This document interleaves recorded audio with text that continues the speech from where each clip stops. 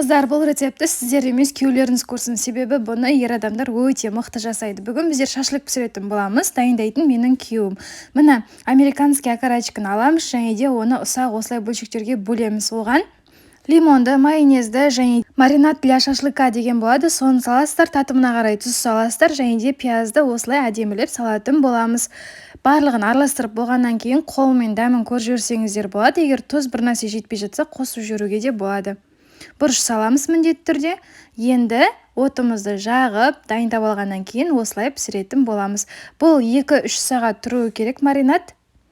Енді пышақпен қарап отыратын болады. Пісіп-піспегенін осылай пісіріп алады. Өте дәмді болып шығады. Міндетті түрде істеп көріңіздер, күйеулеріңізге жасатыңыздар. Және де қыздар, менің YouTube арнамда осындай тегін мастер-класс бар. Бұны үйреніп сіздер табыс тапсаңыздар да болады. Қонаққа жасасаңыздар да өте дәмді болып шығады. Бұл тек менің оқырмандарыма көрінеді. Сондықтан міндетті түрде подписаться басып төмен түсіңіз.